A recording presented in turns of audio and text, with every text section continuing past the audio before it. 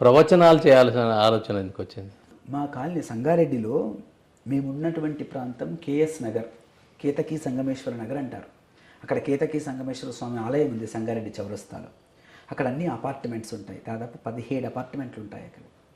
మా కాలనీ వాళ్ళందరం కలిసి అక్కడ కొంత స్థలాన్ని పార్కుగా చేసి, పిల్లల ఆట స్థలానికి ఒక స్థలం సేకరించి అక్కడ వినాయక మంటపం తయారు చేసి, బండలు వేసే దశ నుంచి మట్టి పోసి స్టేజి కట్టిన దశ నుంచి దానికోసం పర్మనెంట్ షెడ్ వేసి 3 షట్టర్లు వేసి అవి షట్టర్లు కిరాయికి ఇచ్చేంత దశకు తీసుకొచ్చాం ఆ ప్రాంతాన్ని మేము.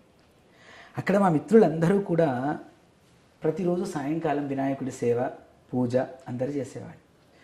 వీళ్ళ ప్రోత్సాహమే నన్ను, బాను నువ్వు మాట్లాడకపోతే ఎట్లా, ఎక్కడెక్కడో అన్ని సేవలు చేసి వస్తావు, నువ్వే ఇక్కడ చేయాలి, నువ్వు చెప్పకపోతే ఎట్లా, అట్లా నెమ్మదిగా అక్కడ మాట్లాడడం, వినాయక మంటపాల దగ్గర ప్రవచనం చెప్పడం, ధర్మం గురించి చెప్పడం, పిల్లల ప్రాశస్త్యం చెప్పడం, పిల్లల యొక్క ప్రవర్తన గురించి మాట్లాడడం, తల్లులు ఏం చేయాలి, తండ్రులు ఏం చేయాలి, వినాయకుడి సందేశం ఏమిటి, అట్లా అనేక సార్లు సందర్భాల్లో అక్కడ ప్రసంగించడం, ప్రవచనం చెప్పడం. తర్వాత జహీరాబాద్లో మా మిత్రులు ఉంటారు, చంద్రకాంత్ అని, విశ్వనాథ్ అని. వాళ్ళు అక్కడ గొప్ప వినాయక సంస్థ నడిపించేవాళ్ళు. ప్రతి సంవత్సరం వాళ్ళు నన్ను అక్కడికి పిలుస్తారు. ప్రతి వినాయక చవితికి నేను అక్కడ వెళ్ళి మాట్లాడి వస్తాను. అట్లా ప్రవచనాలు చెప్పడం అనేటటువంటి నెమ్మదిగా అలవాటైంది. ప్రవచనాల్లో రకరకాల పద్ధతులు ఉంటాయి. అవును. అంటే ఇప్పుడు జనరల్గా గరికపాటి లాంటి వాళ్ళు తోచిన పద్ధతిలో వారికి ఉన్న మేధస్సును ఉపయోగించి లాగిచ్చేస్తుంటారు. అవును. కొన్ని ప్రవచనాలు రామాయణ మహాభారతాలకు సంబంధించి ఉండొచ్చు, గీతకు సంబంధించి ఉండొచ్చు. ఇట్లాంటి రకరకాలుగా సంస్కృతి, పురాతన సంస్కృతి, వీటన్నిటికీ సంబంధించి ఉంటాయి. అలాంటప్పుడు చాలా ముందుగా అంతా ప్రిపేర్ అయి ఉండాలి. అవునండి. అది తెలిసి ఉండాలి. అవును. తెలిసి లేకపోతే చాలా సమస్యలు వస్తాయి. చాలా కష్టం. అట్లాంటి సందర్భాలు మీరు ఎదుర్కొన్నారా?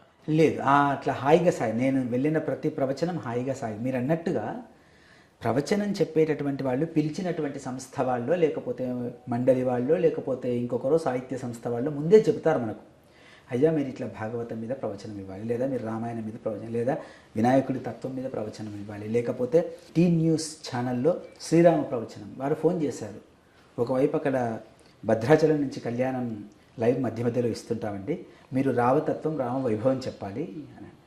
ఆటోమేటిక్గా రాముల వారి సంగతులు, రాముల వారి పద్యాలు, రాముడి యొక్క గొప్పతనం, రాముడి ప్రాశస్త్యం, రాముడు సమాజానికి అందించేటువంటి సందేశం, రాముడి తత్వాన్ని ఈ ఆధునిక కాలం ఎట్లా జీర్ణించుకోవాలో చెప్పాలి.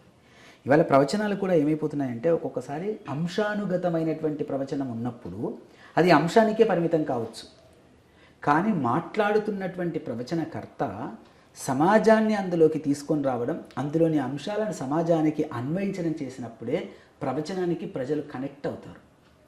ఆ కనెక్ట్ అయినటువంటి ప్రవచనమే ప్రజలు శాశ్వతంగా గుర్తుంచుకుంటారు.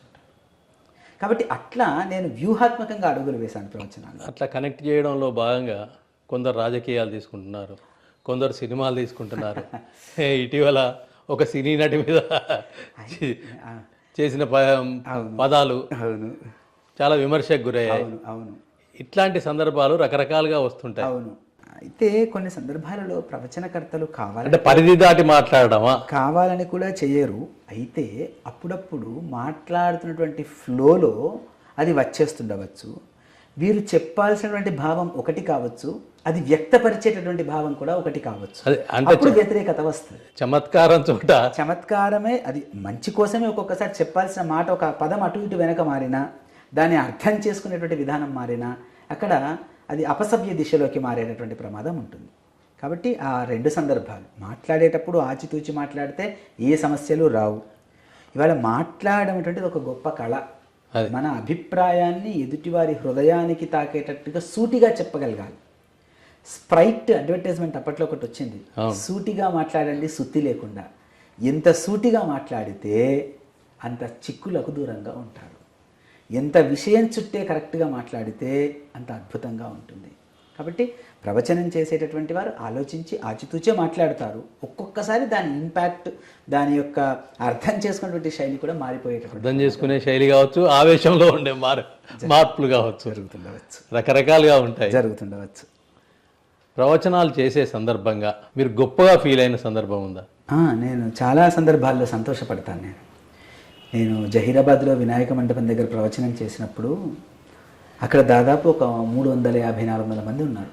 నేను వెళ్ళి మొదట ఒక పని చేశాను, ఏంటంటే పిల్లలు మొత్తం ఇటు షిఫ్ట్ చేయండి, పెద్దవాళ్ళు మొత్తం ఇటు షిఫ్ట్ చేయండి అని చెప్పాను. ఎందుకంటే పిల్లలకు అవసరమైనప్పుడు పిల్లల వైపే చూసుకుంటూ చెప్పడం, పెద్దలకు అవసరమైన పెద్దల వైపే చూసుకుంటూ చెప్పడం. పిల్లలు ఇంటరాక్షన్ అయి తర్వాత బయటకు వచ్చిన తర్వాత అసలు కాళ్ళకి నమస్కారం ఎంత బాగా చెప్పారు సార్ అనడం నాకు బాగా నచ్చిందనడం. పెద్దవాళ్ళు బాగున్నా బాగాలేకపోయినా మొహమాటానికో దండ వేసి దండం పెట్టాలి కాబట్టి బాగుంది అనొచ్చు నిర్వాహకులు. అదే. కానీ స్కూల్ పిల్లలు కూడా కనెక్ట్ అయ్యి, సార్ చాలా బాగా చెప్పారు సార్, మాకు ఇది పలానా పద్యం మా పుస్తకంలో ఉంది సార్, మా పాటలు మేము చదివాం సార్, ఇట్లా చెప్పారు సార్. ఆ కనెక్టివిటీ జరిగింది చూడండి, అది నాకు బాగా సంతోషాన్ని ఇస్తుంది. నేను మా స్కూల్లో పిల్లలతో కూడా అంతే. నేను మా పిల్లలతో పాటలు పాడించి యూట్యూబ్లో పెట్టాను. గొప్పగా నేను ఫీల్ అవుతా ఆ సందర్భం. పాఠం చెప్పేటప్పుడు గొప్పగా ఫీల్ అవుతా, మా ఉపాధ్యాయులకు శిక్షణ ఇచ్చేటప్పుడు గొప్పగా ఫీల్ అవుతా. అంటే మన నుండి మనం చెప్తున్నటువంటి అంశం వారి హృదయానికి నేరుగా కనెక్ట్ అవుతుంది అంటే నాకు అనుభూతి చెందినట్టే లెక్క. నేను అది అవుతుందా లేదా మనం ఆటోమేటిక్గా తెలిసిపోతుంది మనకు. వాళ్ళ స్పందన, ఇప్పుడు మాట్లాడుతున్నారు, అక్కడ గోల మొదలైంది అంటే ప్రవచనం మీద శ్రద్ధ లేనట్టు అంతే.